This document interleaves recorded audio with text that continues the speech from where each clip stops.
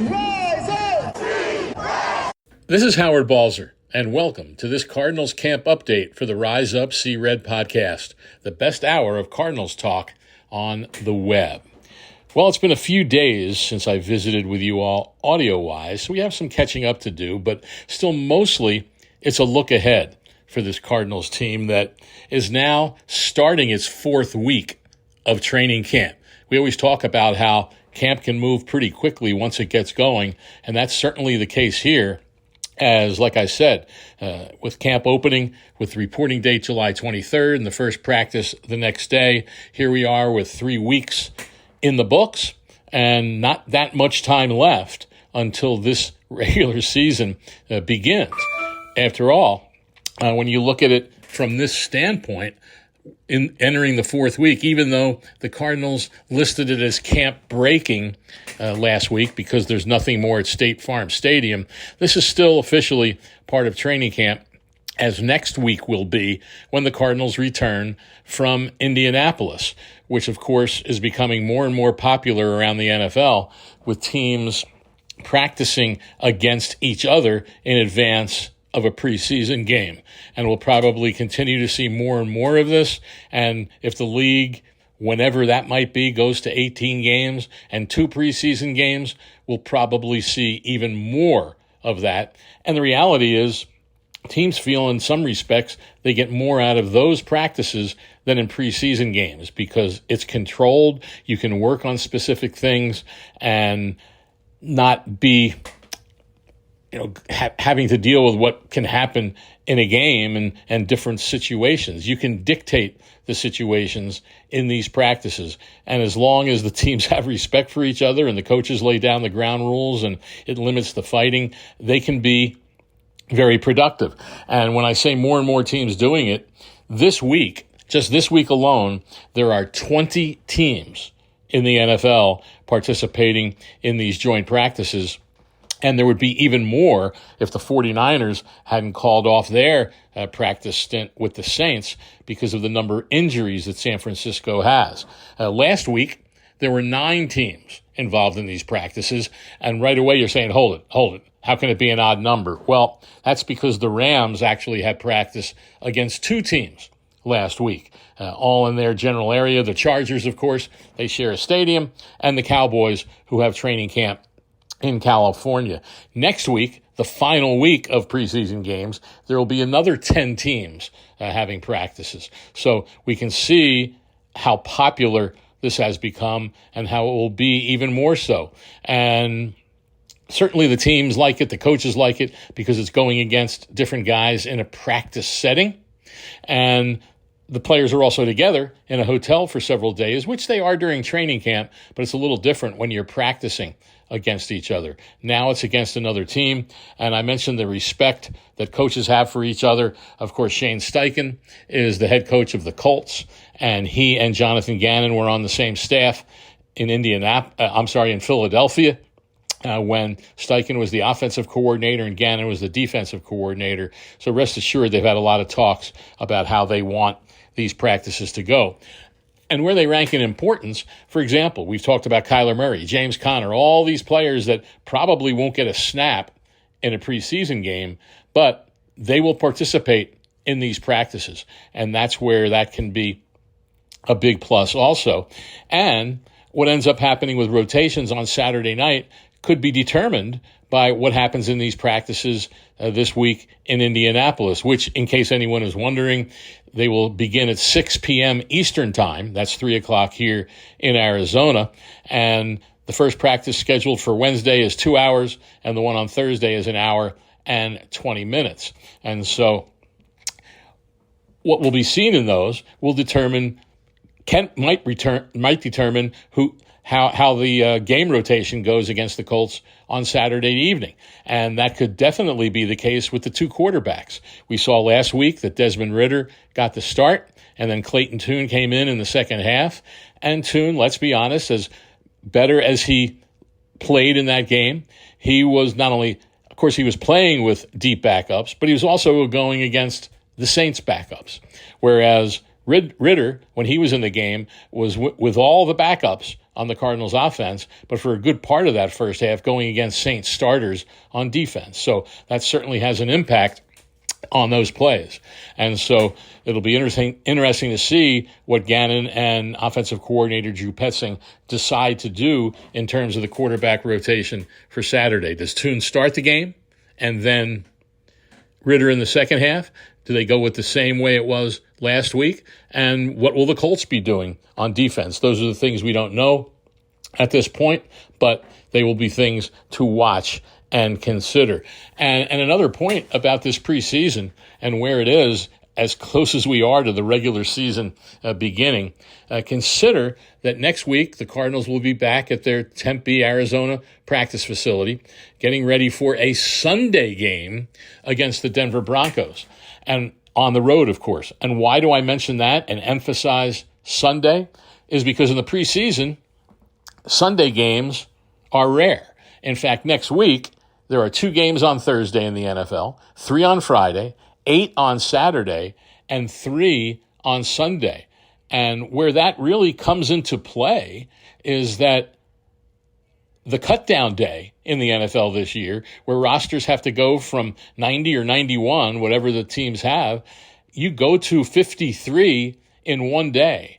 And that happens on Tuesday, or at least that's the deadline. We all know that teams will end up cutting some guys the day before the deadline, but by 4 o'clock Eastern, 1 o'clock Arizona time on Tuesday, August 27th, all teams must be at 53 players. That's only 2 days after you just played your final preseason game. So the other teams, now granted, some will say, well, they pretty much know where the roster stands, and to a large degree that's close to being true, but there still could be some final decisions come down to what happened in that Sunday game. And you're playing in the late afternoon, and you're flying back to Arizona from Denver, and then you don't have a whole lot of turnaround time in terms of making those roster decisions. Keeping in mind that, and by the way, it's by 9 a.m. on Tuesday. The roster cut, the roster cut is later in the day on Tuesday. The 9 a.m. is when teams are informed of guys who have cleared waivers from the Tuesday. But still, that's not a lot of time for the turnaround. But as soon as that noon Eastern 9 Arizona time hits on Wednesday, that's when teams can start officially adding players to the practice squad. And so that will be, I'm sure, a lot of the players that might make the last 5 spots on the roster, or however many spots you want to mention, a bunch of them, assuming they clear waivers, will end up on the practice squad. And so there's a lot of scurrying around and a lot of work that has to be done in those hours. And practice squads, of course, now are 16, 17 if you have an international exemption, which all teams are able to do this year. But again, the point being that there's a lot of work to be done from that game Sunday through the final.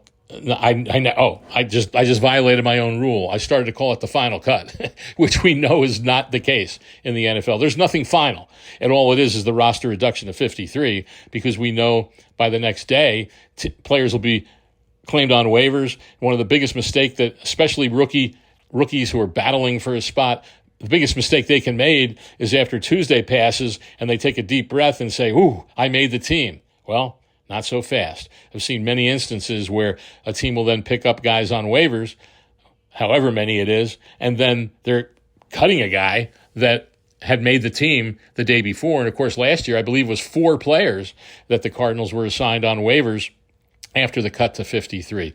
So we're coming up on that in very short order, and shows all the business that will have to take place in the NFL between now and August 27th. Couple of points wanted to make coming off the game on Saturday, and Jonathan Gannon spoke very highly of the play of Xavier Thomas, the 5th-round pick, who's an outside linebacker, an edge rusher, and seems to really coming on in camp the last couple of weeks. And it's why that people just need to calm down about this whole edge rusher situation. And especially, what really strikes me as odd is all those who have hailed the job that Monty Ossenfort has done since taking over as general manager in 2023, all of a sudden it's like he doesn't know what he's doing. And because the Cardinals haven't gone out and signed a big name or traded for a big name edge rusher. And of course, the narrative became even louder this week when just the other day, Haason Reddick requested a trade from the Jets, and there are those who are saying that Monty Ossenfort absolutely doesn't care about the edge rusher situation, and if he really wanted this team to compete, he'd go out and get someone. And, of course, there was a column in the Arizona Republic by Greg Moore saying they should go after Haason Reddick, and I can understand raising that as a suggestion, as a potential possibility. But what gets me, quite honestly, is when you have things written or things said about how this would be a good move, and yet no one even considers what the salary would have to be to sign Haason Reddick. There's a reason he hasn't reported to the Jets throughout the offseason and training camp, because he wants a new contract. He's being paid over $14 million this year in the last year of his contract. It's why he was traded by the Eagles to the Jets for a third-round pick, a conditional third-round pick in 2026, because they didn't want to pay him more money. There's a guy who's going to turn 30 in a few weeks in September. And so is anyone out there just sitting on the edge of their seat knowing, wow, this is a Super Bowl team, and without a great edge rusher, they can't make it? No, this team is not in that position at this point. And so does it make sense, just because you have salary cap space, does it make sense to go and spend a whole bunch of it, not to mention the real cash, on a guy who next year will be 31? It's one thing about having to pay him $14 million and eating into your cap space, which, by the way, eats into your cap space next year, because remaining cap space in 1 year can be rolled over. So does it make sense to eat into that this year and add to it next year if you were to sign him to a long-term contract? I personally, I don't think that makes sense. And I think a lot of people realize that. So those who are on that, you got to do something, calm down. As Aaron Rodgers once said, RELAX, and we'll see what this pass rush is this year. Next year is going to be another big step in this building process of this roster. But to go out and do something crazy this year just because B.J. Ojulari got hurt, I mentioned B.J. Guess what? He didn't leave. He didn't retire. He's still a young guy. He will be on the team next year. So all of that comes into the decision-making that is made. And we'll see how Zaven Collins grows. We'll see if Xavier Thomas can do the job in regular season games. We'll see how Darius Robinson, who looked very good on Saturday against the Saints, will do in potential pass rushing roles in different schemes and different game situations. So all of that is to be determined. But again, to go out, there's a reason certain guys are on the market, and there's a reason certain guys aren't getting the contracts they want. And one last thing I'll say on Haason Reddick, he's on four teams, 4 different teams in his last 5 seasons. And who knows? It might end up being a different one before we know it. So that's my rant on the whole edge rusher situation. We hope to see continued growth there. And as the Cardinals get ready for these 2 days of practices and the game on Saturday night against the Indianapolis Colts. At least that's night there in Indy. Here, it'll be at 4 o'clock Arizona time. And that wraps up this Cardinals camp update. This is Howard Balzer for the Rise Up See Red podcast. We'll be back again soon. Thanks for listening to the latest edition of the Rise Up See Red podcast. Listen to previous episodes and subscribe to the show on Apple Podcasts, Stitcher Radio, Audioboom, or many other podcast platforms so shows are delivered directly to your mobile device. Please give the show a 5-star rating and always support the sponsors who support the show. We'll be back soon for the best hour of Cardinals talk on the web. Rise Up Red Sea, Be Red See Red, and of course, Rise Up See Red.